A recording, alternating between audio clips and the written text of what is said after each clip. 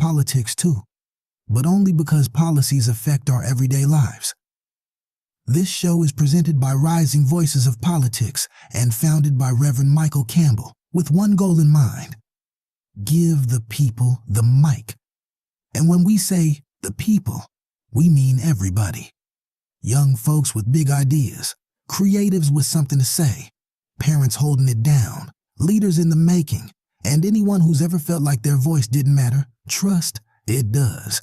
No fake debates, no talking down, no boring energy, just real conversations, good vibes and perspectives that feel like home. Catch us live every Wednesday at 6 p.m. on YouTube and social media by searching The People's Voice, DC, or Rising Voices of Politics. Miss the live show? It drops the same night at risingvoicesdc.org, and you can listen anytime on Spotify. So whether you're on your phone, in the car, in the dorm, or just trying to feel connected, tap in, tune in, and be part of something bigger. This is The People's Voice, DC, the city, the culture, the conversation. And yeah, the people got something to say.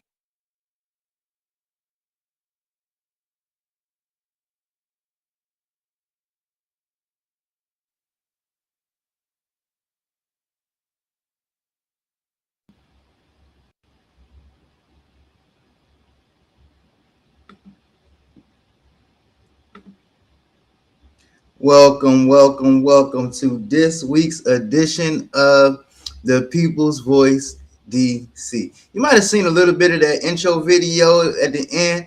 We got to highlight something. DC, we have waited a long time. I think his name is forbidden to say in DC, but we haven't had the number one pick for our Washington Wizards since the forbidden Kwame Brown. Listen, I know that name might bring nightmares.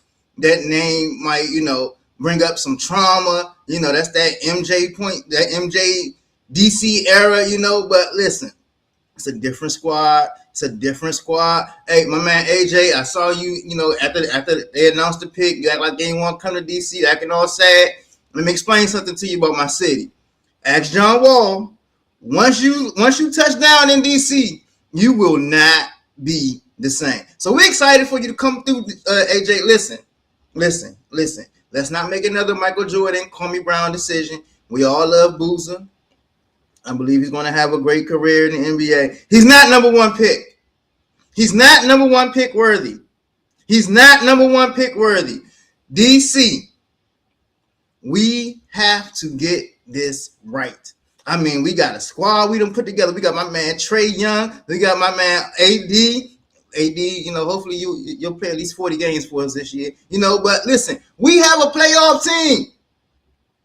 The number one pick just adds to it. KD, what's up? Coming to DC. LeBron, contract up. Come on to DC. Listen, we are building something special right here in DC. Listen, I'm going to be at the NFL draft next year. I don't know about y'all, but I'll be at the NFL draft around about this time next spring. Okay. After that, in a couple of years after that, I'll be at the stadium.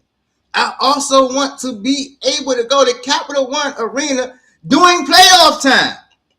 I'm a Knicks fan. Y'all know how I love my Knicks, but I like my DC squads too. Speaking of the Knicks, did you see us bring out the brooms? Did you see my man Jalen Big Body Brunson out there showing off? Did you see my man Cat Carl Anthony Towns out there just taking people to school? I mean, man, you look all in the stands, there's no Philly fans. It's all New York fans.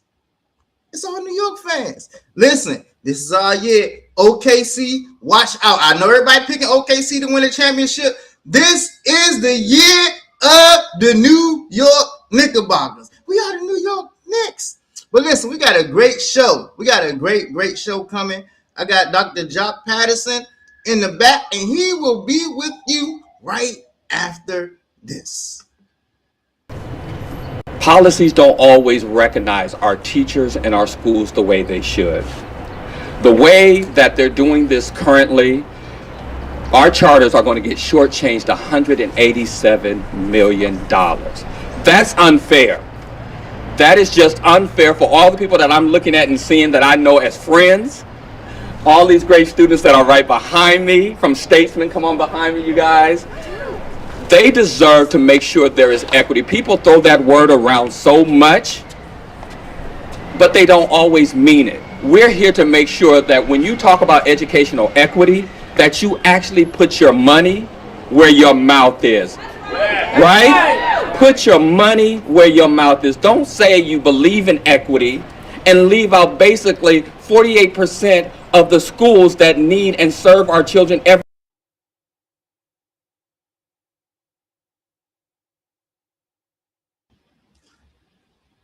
Dr. Jock, how are you? I appreciate that video. How we doing today, Pastor Mike?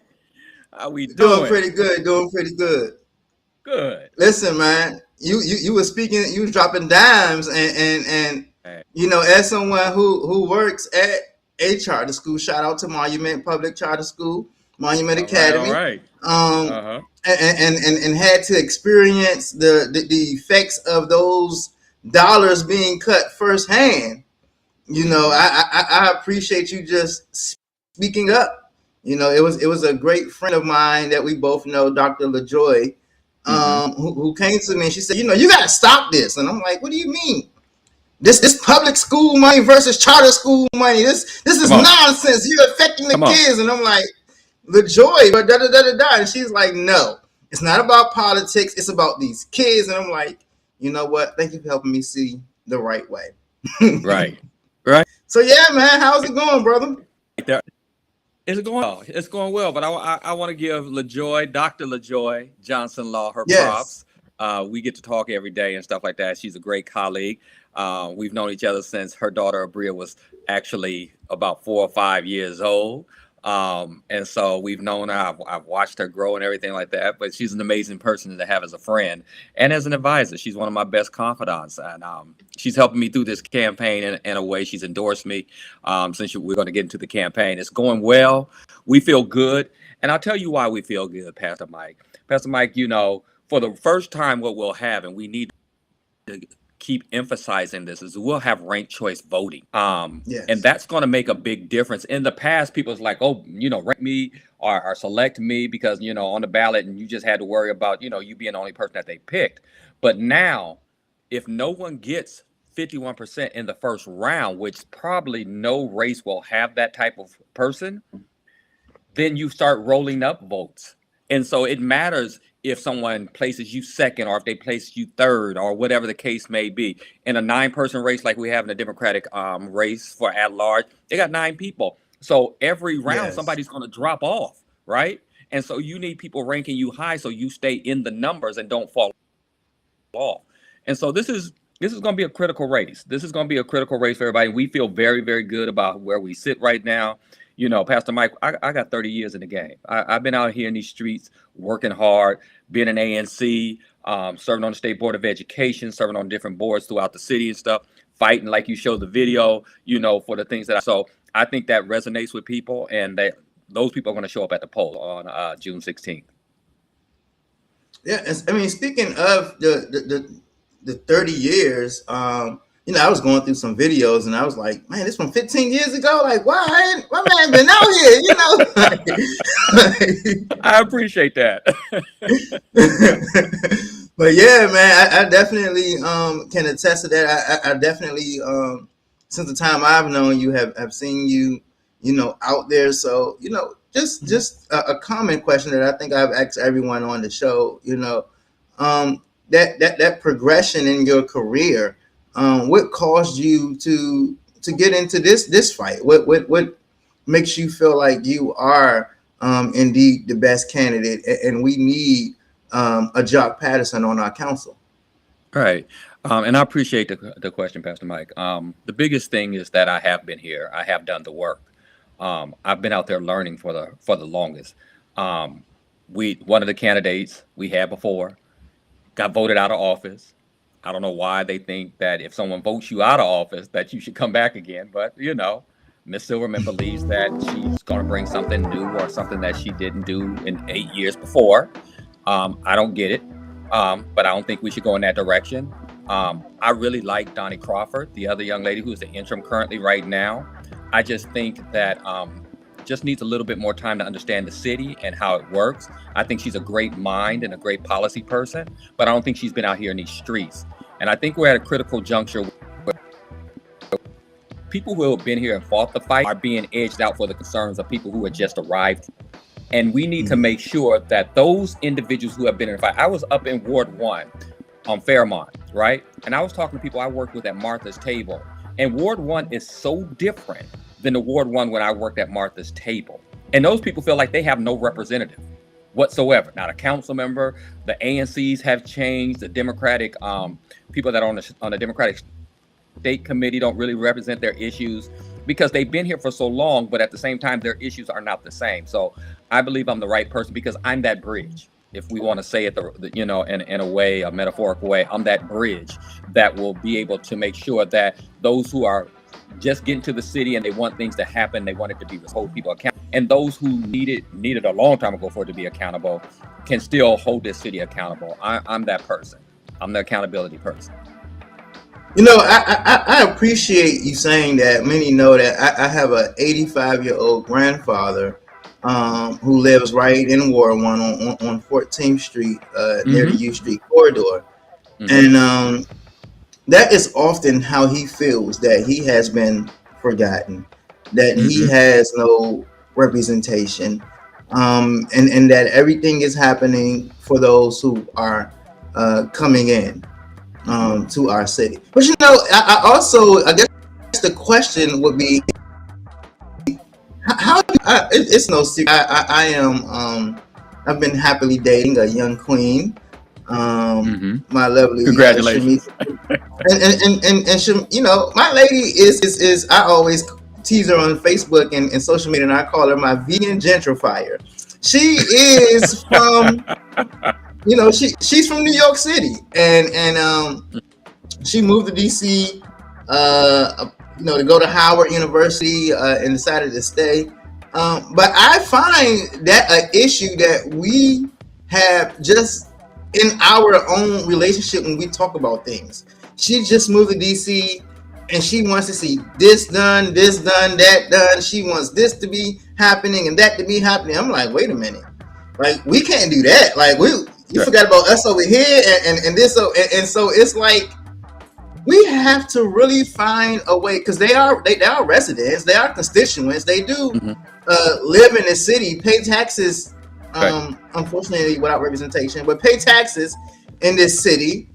So how do we balance? Hey, look, this is what we understand that some of our new residents may desire and may want, but we also have to make sure that we're not pushing out the ones who have built this city and who have paved the way and who have endured in this city. How do we balance this? Right. We do that because there are certain things that transcend, when you got here, if you're a native Washingtonian or if you came here by way of your job or something else.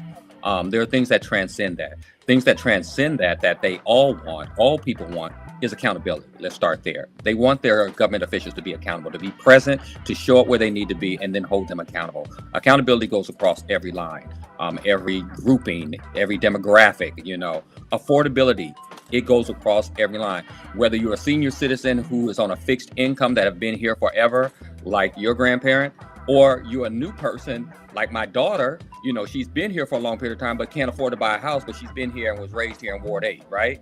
So there are certain things that transcend all these different demographics that we have to make sure. We have to make sure that people only not feel safe, but they are safe. Okay, so public safety transcends that.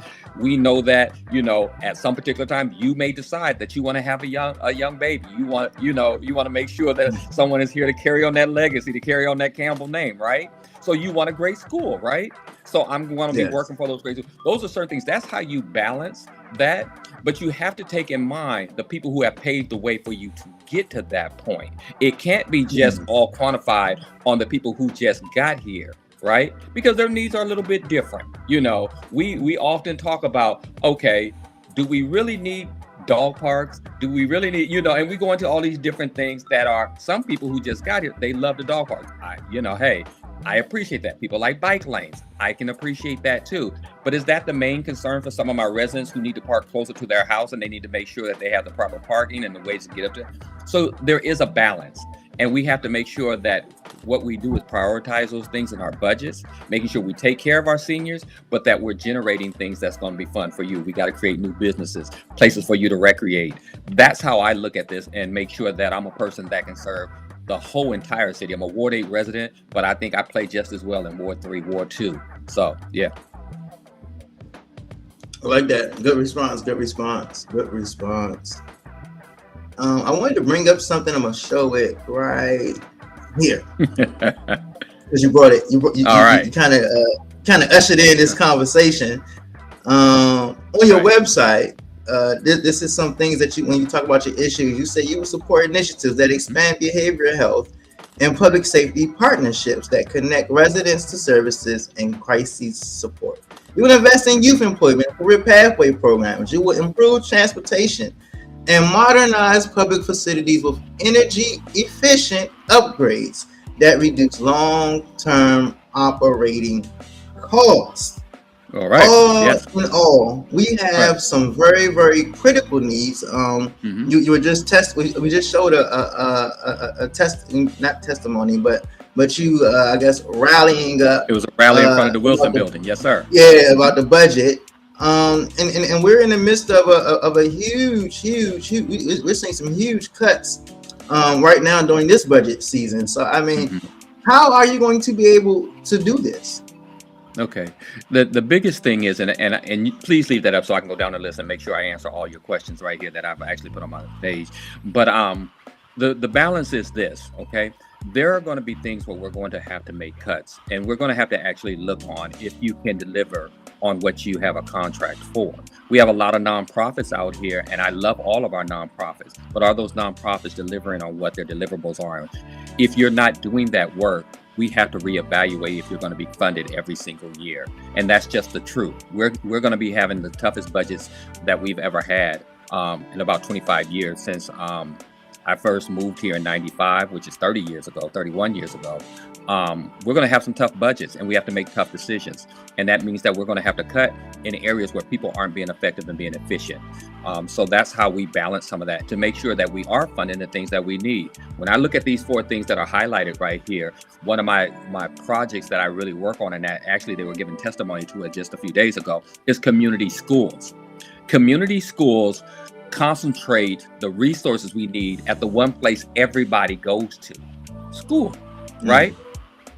Regardless of your demographic, your ethnicity, how long you've been here, what your economics are, if you live in Ward 8 or if you live in Ward 3 or Ward 2, you more than likely either go to school, have some interactions with schools or whatever case may be, right? And so a lot of our families need to be able to get the resources they need from that school. They need to be concentrated there. And for that means that we need to have community schools. We need to have the behavioral health there at our schools to make sure, not only just for the children, but for the families and the educators, okay? My daughter's a teacher, as I said previously. We need to make sure, we need to concentrate that there. We need to make sure that the services are there, that it's a one-stop place where people can actually come and get what they need and not feel like, I'm being scrutinized because I'm stopping to get these social services that I need. If we start having more community schools and we rate them on basically what is your population of disadvantaged or Title I children, I'm going to be fighting hard for most of our schools, specifically those east of the river, becoming community schools or having a community school model. And to give you an example of how much it's worked, you look in Baltimore. Baltimore has 600 community schools. Okay, I believe that's the number when they came and testified for us. And the thing about it, that has dropped crime, absenteeism, truancy. It's improved academic performance.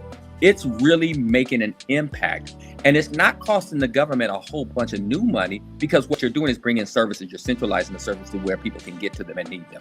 That's what you're really doing. And so for me, when I look down this list of things, that's why, it's important to me that we have community schools, because that allows me to get into the behavioral health, investing in employment and career pathways, because we can make sure, because we have adult learning, making sure that they get the things that they need at those particular schools. community schools is probably the most effective and efficient way that we can address a lot of these things. Got it. Just diving a little bit more into our schools as you were talking about them. Here's a graphic just talking about the percentage of DC fourth graders that are reading on grade level. Now we see that Ward 2 and 3 are kind of doing okay, sort of. But east of the river, Ward 8, Ward 7, Ward 5, not so great, And so in addition to the ideas of the community schools, I know personally, our kids just aren't getting it with the way we're doing it. I'm tired of working in the education field and feeling like I don't know what else I can possibly do to help our kids, not necessarily learn, but to help our kids be excited about learning and want to learn. It needs, there's that word community again. There needs to be more of a community effort in it. Sometimes I feel like I'm the baby father at times. I mean, like, what can we do to address this issue? I get it. And I'm gonna say some figures and then I'm gonna answer your question, but I want to throw some figures out to you, Pastor Mike, real quick. We have a graduation rate of 79%. And I keep saying this and I'm gonna say it until people really understand the situation we're in. We have a graduation rate that is 79%, okay? But we have a career and college readiness rate that is 16%. Now that is a 63% difference, okay? When you add the 21% that don't even graduate, now we're at 84% of our children are not career or college ready by the time they leave the District of Columbia school system, okay? That is atrocious. That is something nobody wants to say out loud, but that's the crisis that's happening. And particularly, you just showed a graphic, east of the river, more so than anything. So that graduation rate is ballooned by the people that's on the other side of the river, probably the other side of the park as well, right? So now we're talking about even worse when you come east of the river, right? The proficiency rate is deplorable, okay? At some point, we have to stop talking about growth and where we get children in to as far as proficient. Now, I'm a person, I was recently asked a question, Mike, and I think this goes to your question. How do we get there? And I think one of the biggest things is when you're in the third grade and it's discovered that you are not proficient in math and reading, we need to really consider, do we hold those children back? Because all we're doing after that point, if they're not, is kicking the can down the road, the educational inequity can down the road. And if you're in education, you're being asked to catch up to kids. My daughter, I reference her a lot. When you have a 22, 23 students, right? And a majority of them are not on grade level, right? We have 3 or 4 that's on grade level, going by the percentages, but you're teaching things that are but you're supposed to be catching those students up at the same time. It's a tremendous ask on top of what you said. I'm the dad, I'm the social worker, I'm the disciplinarian for some of the kids, I'm the person that love on them and build confidence. I'm the mental health person for the child and everything, because my daughter calls me, she tells me kids that are going through, she's called me crying about children who are going through things and doing self-harm and things like that. And it just bothers her spirit. Again, community schools, because we need to take that burden off y'all. Y'all can't be all that. And we cannot expect you to catch up children that are 2, 3, 4, 5 grades behind. We can't. That's not fair to educators. We have to attack the root cause. If a child is not proficient in the third grade, we need to address it at the third grade. Not kick the can down the thing. Now we're talking about a whole different environment and a whole different group of kids, because then the teachers are teaching the people who are proficient. The kids feel better because they can actually do things in class. You won't have the disruption that you're having in the class. A lot of this stems from proficiency, and it just gets worse. It just gets worse. You have schools. We have high schools. I won't call them out. We have high schools that have a 1% proficiency rate east of the river. Yes. I'm gonna say that again. 1%. Believe me. And nobody talks about it. And they graduate that child. And if grandma comes, you know how we graduation. Everybody comes. We have people come from out of town. I've been to so many graduations. People be begging me when I was at KIPP, begging me for tickets, right? Jock, can I get 10 more tickets? 10 more tickets? Because the auntie is coming from the West Coast to come to the graduation. Graduation is huge. Child's not proficient. They're gonna go to college and have to take remedial classes that you can't afford, or they're gonna apply for a job that they're not ready for.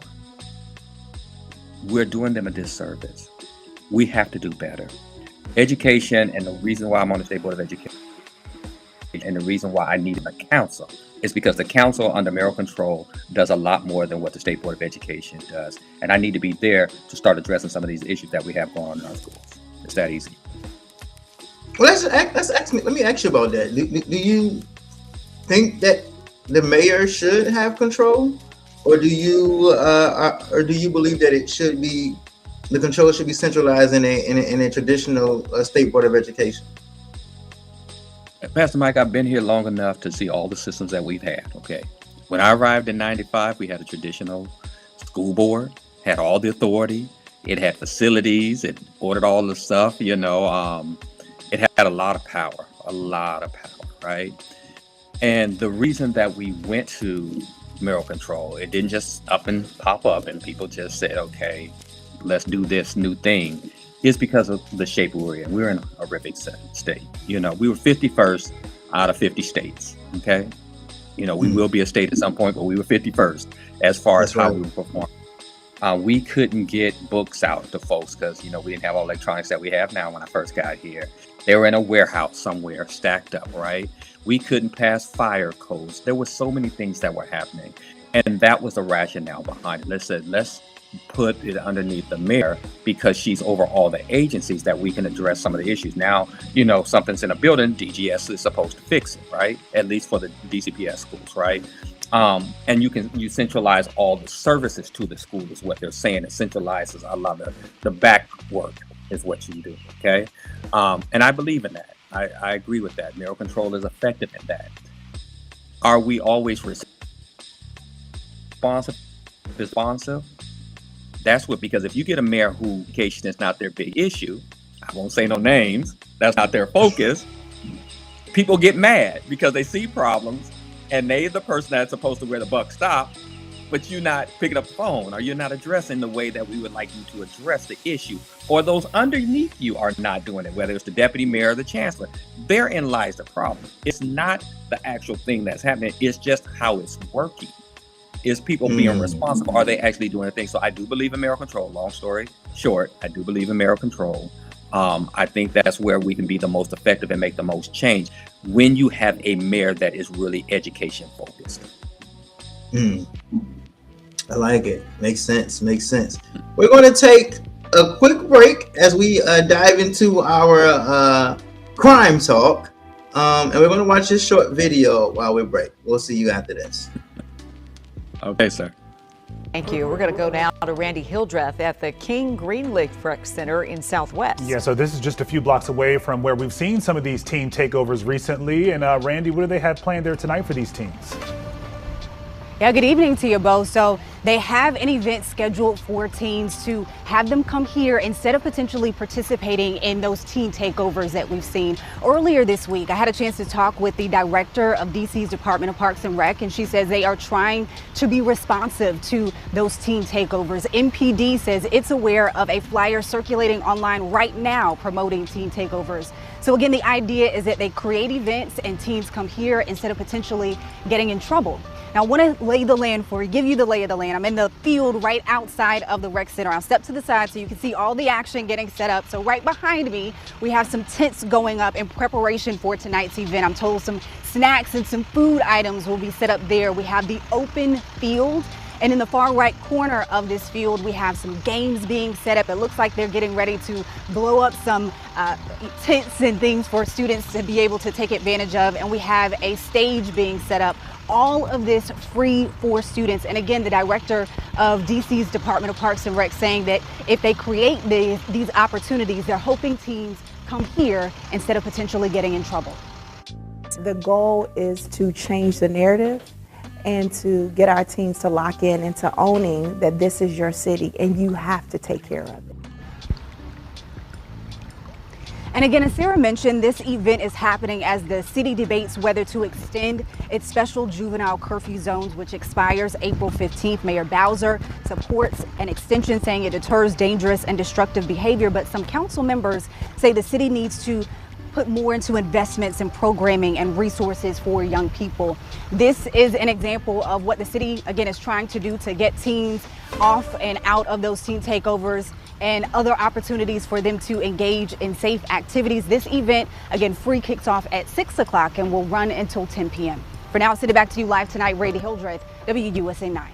Get to have a late night on a Friday too, huh? Until 10 p.m. Yeah, Got the not popcorn bad. machine behind you, food and everything. I was going to say, if you've got food, you might be able to make this work.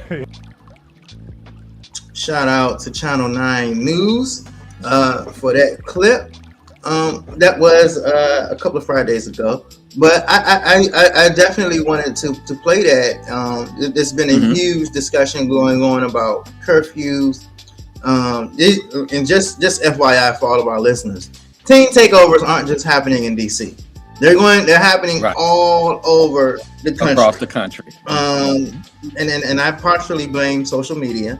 I have students who literally done pranks on me, and when I'm about to write them up or like what's going on, they're like, no, they show me on TikTok. Oh, this is what we do on TikTok. I'm like, this is a trend. Don't try this trend on me ever again, like.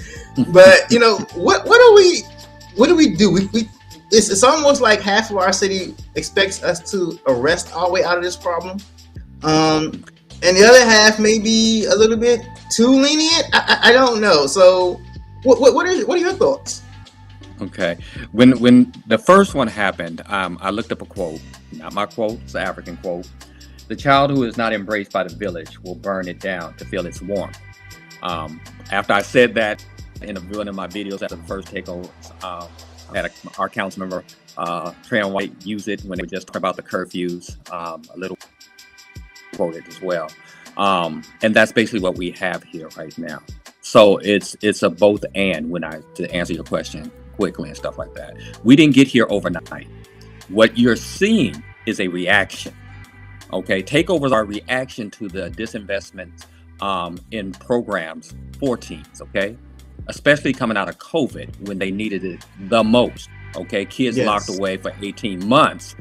That does something to your mental health. That does something to your ability to socialize when you've been on a computer and a phone for 18 months communicating with folks, right? Okay? And we're defunding stuff. We're defunding things like DBH. Right now in this budget, we're defunding DBH when we need a Department of Behavioral Health when we need it the most, right?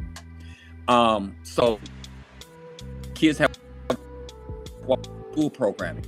The ones that's still there is too expensive for kids, right? So what do I have to do? We're talking about DPR. They've done a lot of great. I love Beanie Free and stuff like that. Even there, some of those things have been, underfunded. I think she needs more money, not less. And so kids act out. They're responding. They want to feel the city really cares about them. And they'll burn it down just to feel the warmth that they've been deprived of through all these various programs. You're out here even cutting the amount of money that you pay the summer job program. Do you know kids don't get a minimum wage for working in Marionberry summer job program? How do you say to a child that you're not going to give them minimum wage for a job? Those are the type of things they do, and they don't think kids will respond to that.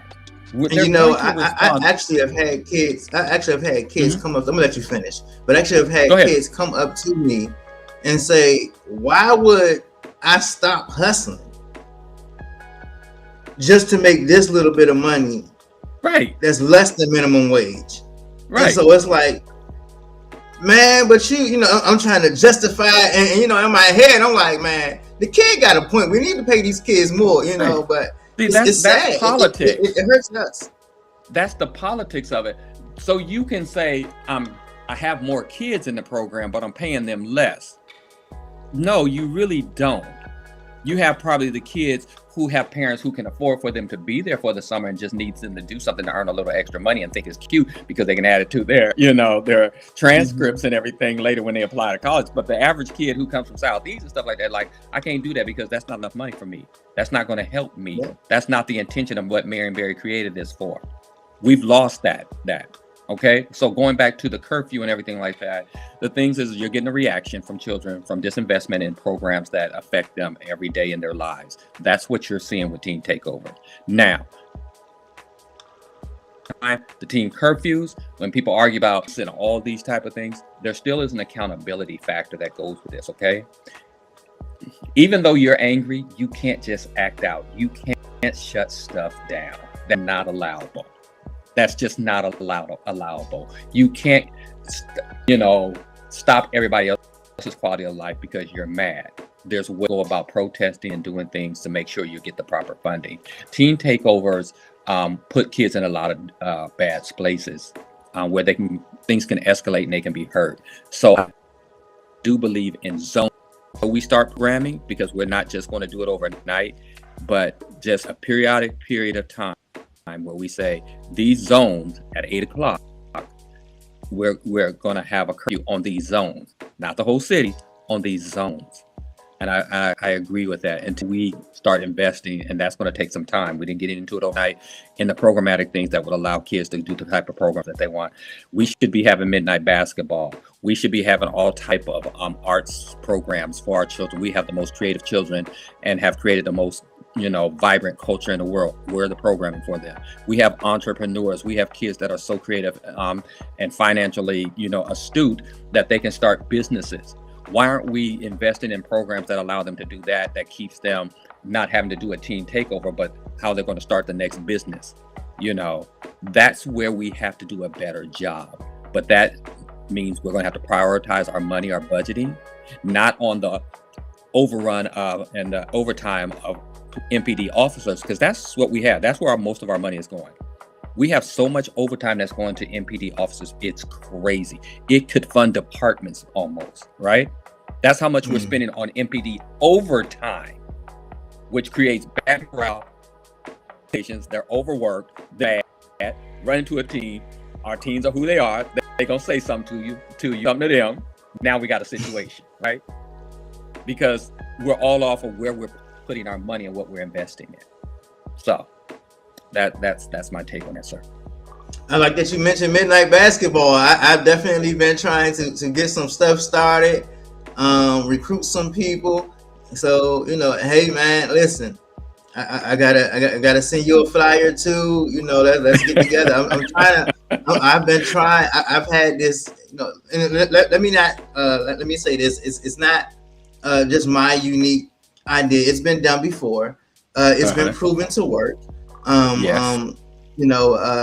So it's just something that I feel like we can do more of, that we can not just do it in Ward 8, but also include Ward 7 and 5.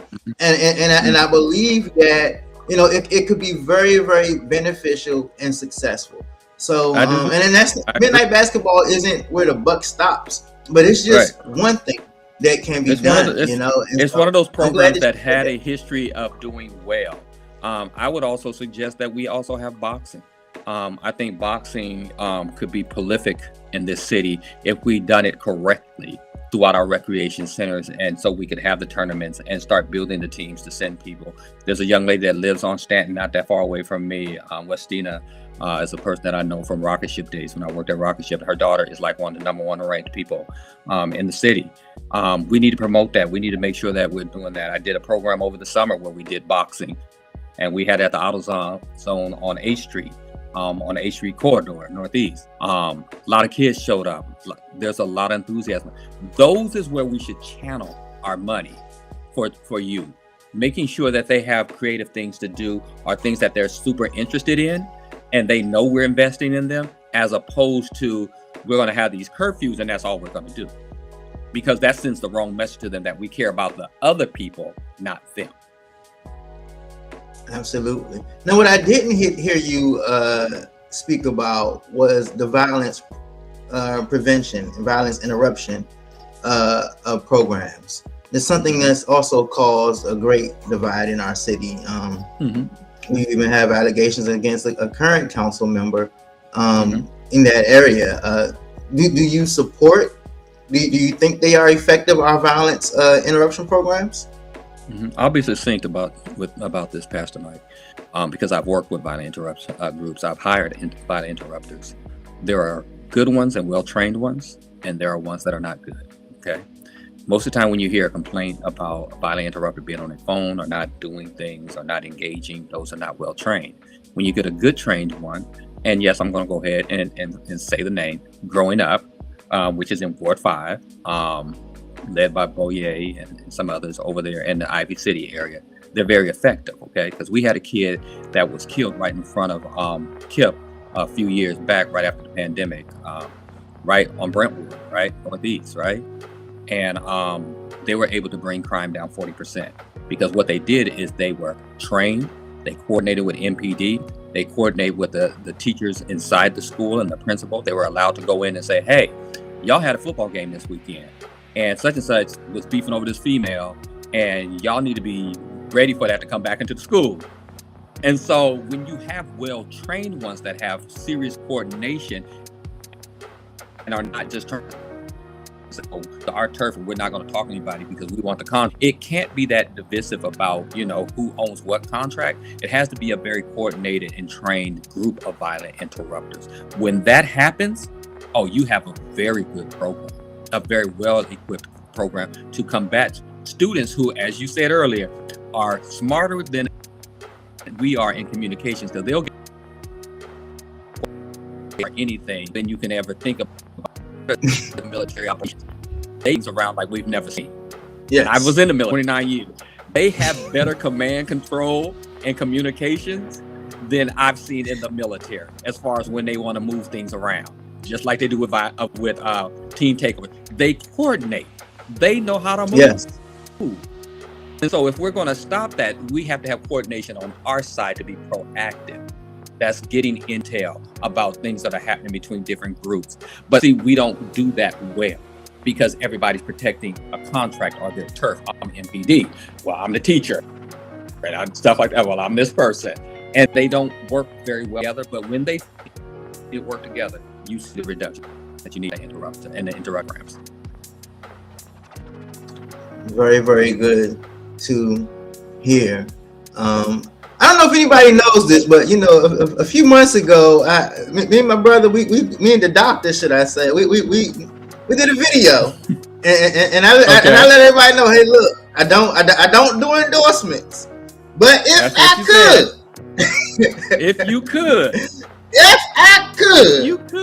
I would definitely You're a nonprofit, endorse Dr. Jack Patterson.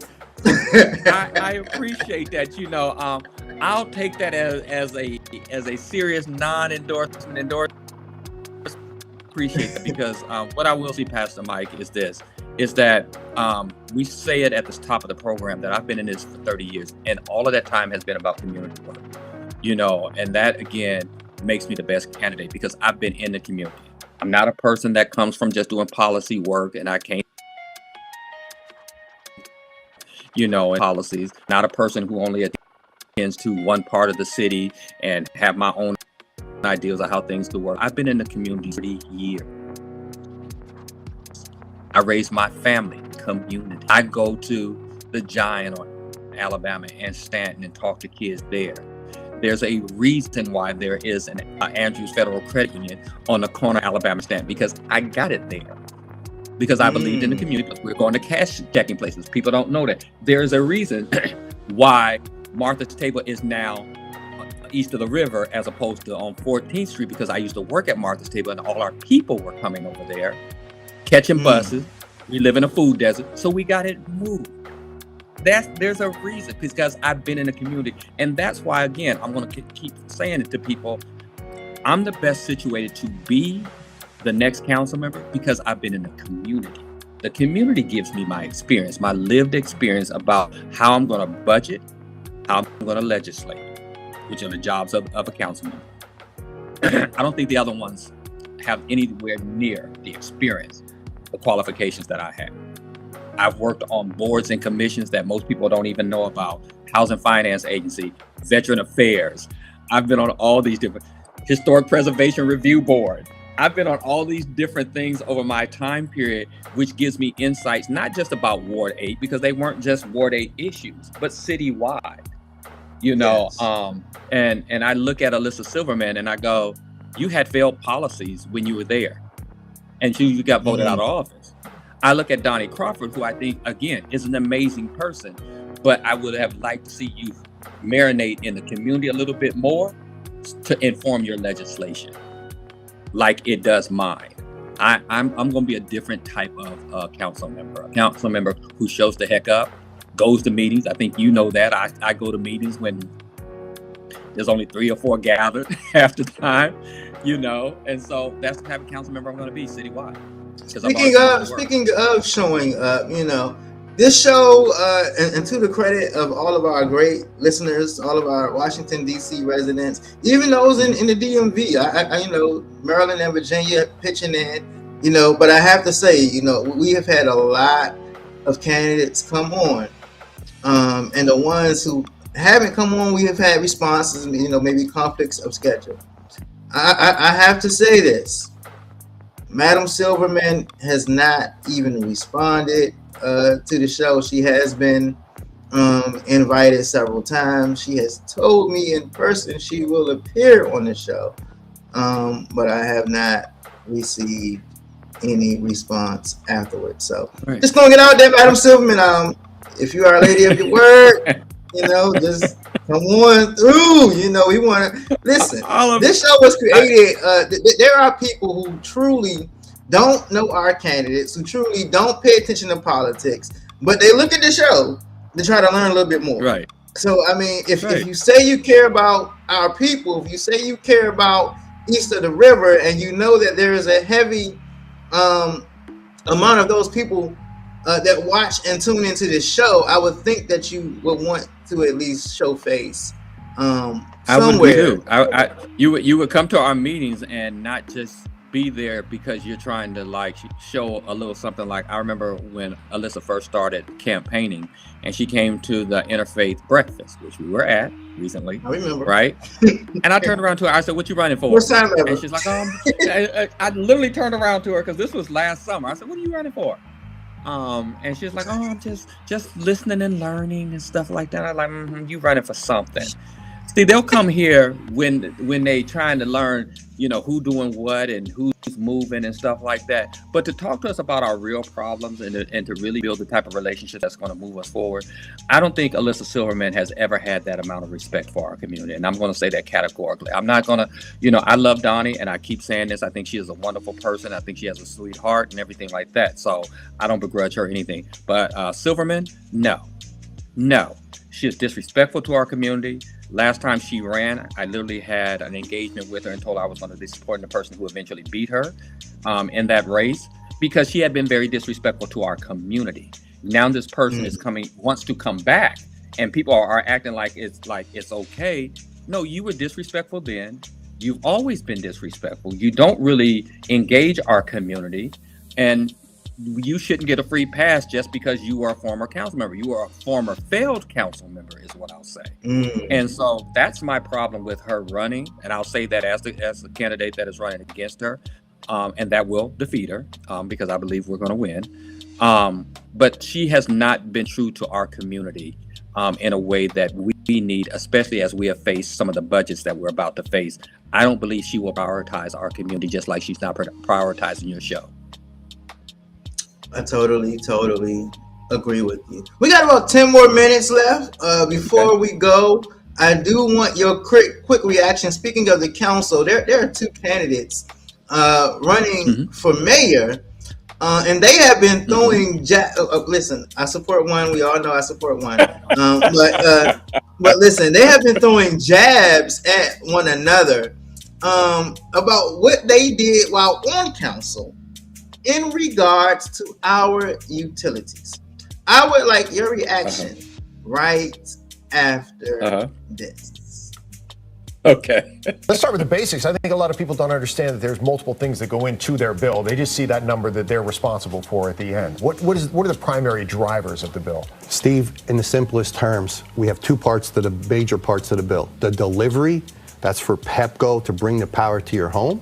And then we have the supply side, and that's independent of us and people that have power plants that make the power. So your bill is into two different components. It's about a 50-50 split. Back in January, when we had that 3 weeks of extreme cold, more than a decade, what we saw is our customers use on average 60% or more electricity that month. So when you mention seasonal, we're going to definitely see lower cost just because of less usage. But when it comes to this supply side and needing more power plants, it's going to be with us for a little while. A word of advice, I guess, to consumers out there who might say, okay, I guess this is what I'm paying now. Maybe it's a little more than in the past. What can I do about it? You know, a couple things there, Steve. One thing I would say, there's no decision we make on our side of the bill where we don't say what's the affordability and the customer benefit. But my advice would be customers taking a little bit more of an active role. You know, as simple as unplugging that toaster, doing the different things, keeping that thermostat down just a few degrees can make big differences. Don't want anybody to change their lifestyle, Steve, but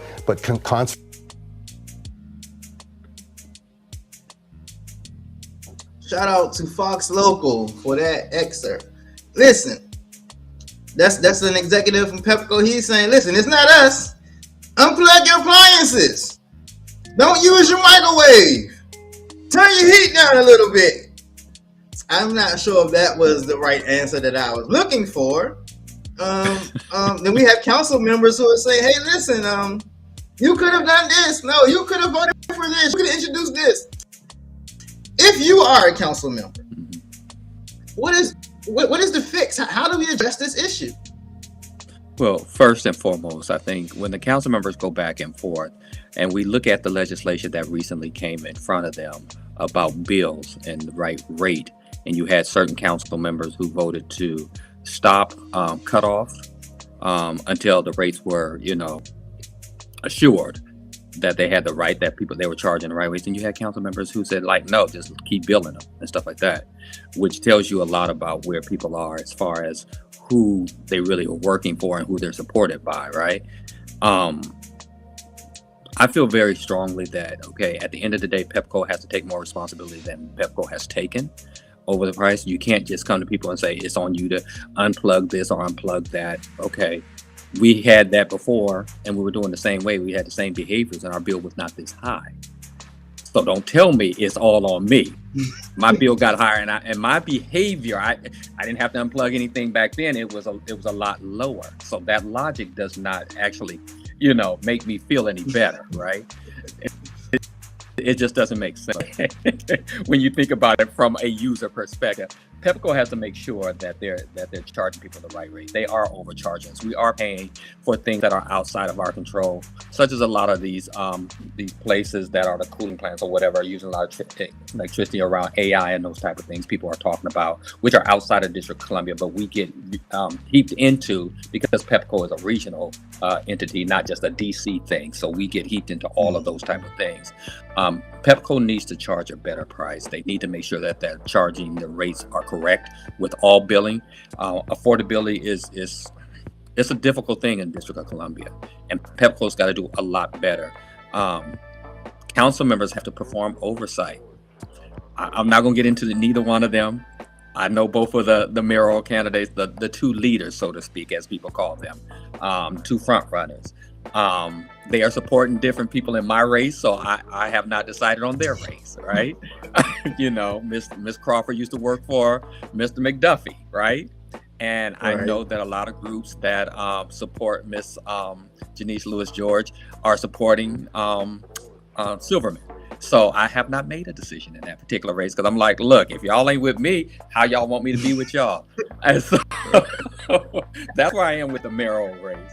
But neither one of them can say they've done the most for residents. They did all that they could for residents around Pepco. They both could have done better when rates were before them, when they were approving certain things that came before them. I don't think either one of them can say, well, I voted on this and I did so much better than you. No, I don't think either one of them can. They both were there. They could have done better. Can't argue with that. Totally agree that more could have been done on both sides. Before we close, I do want to mention our 2026 Ward 7 Juneteenth Parade on June 19th. We will start gathering at 9 o'clock and the parade will start at 11 o'clock. That is not 11 o'clock in our people's time. That's 11 o'clock.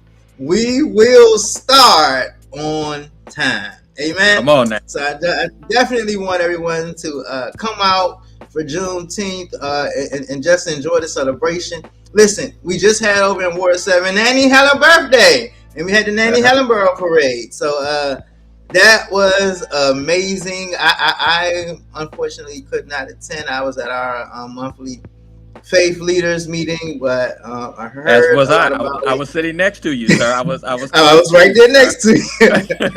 Well, we learned about an issue that I will be addressing in an upcoming show, so stay tuned.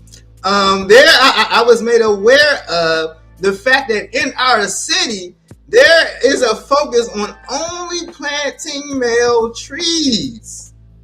I heard that when Phil brought that. I did not know that was a real issue. I was sitting next to Phil when he brought that up.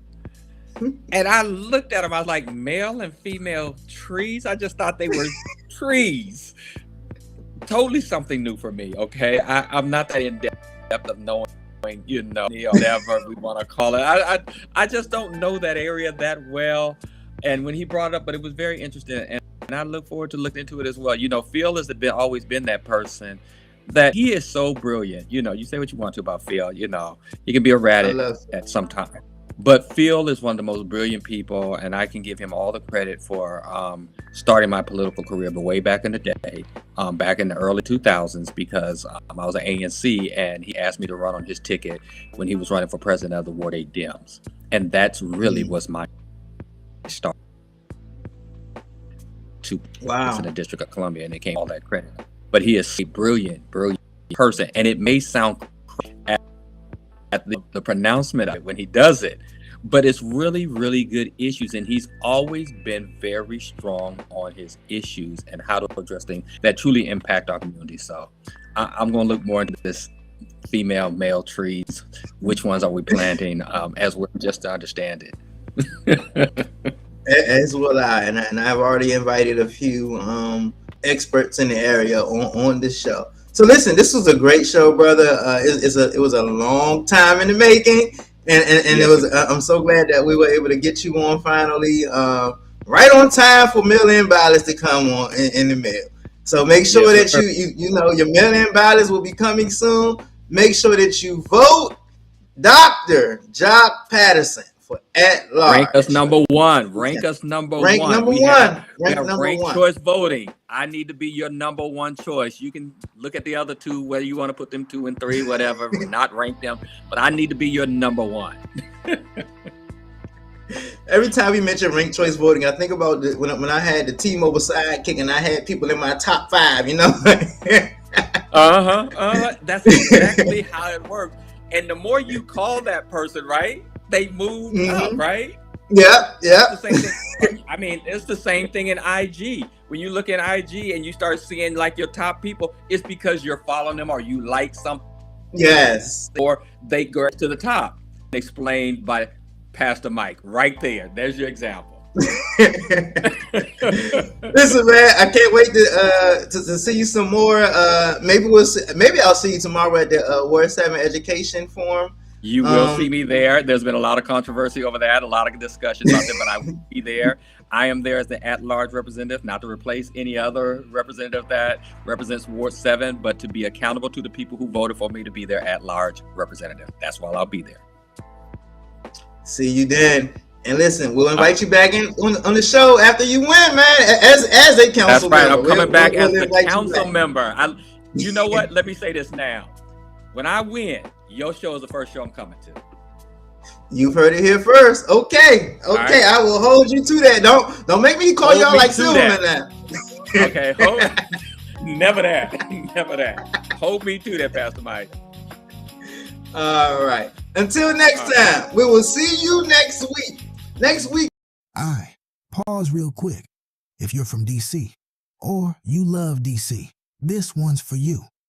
Welcome to the People's Voice DC, a podcast where the city speaks for itself. Not just politics, not just headlines. We're talking real life, community life, DC life. From the metro rides to the murals on the walls, from classrooms to corner stores, from church basements to community meetings. This is where conversations actually happen. We talk about what matters: housing and money, mental health and healing, culture, music and creativity, faith, purpose, and finding your way, relationships, parenting, and growing up in the city. Yeah, we talk politics too, but only because policies affect our everyday lives.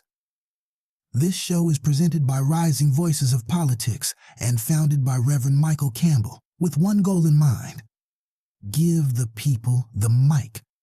And when we say the people, we mean everybody. Young folks with big ideas, creatives with something to say, parents holding it down, leaders in the making, and anyone who's ever felt like their voice didn't matter. Trust, it does. No fake debates. No talking down, no boring energy, just real conversations, good vibes and perspectives that feel like home. Catch us live every Wednesday at 6 p.m. on YouTube and social media by searching The People's Voice, DC, or Rising Voices of Politics. Missed the live show? It drops the same night at risingvoicesdc.org, and you can listen anytime on Spotify. So whether you're on your phone, in the car, in the dorm, or just trying to feel connected, tap in, tune in, and be part of something bigger. This is The People's Voice, DC, the city, the culture, the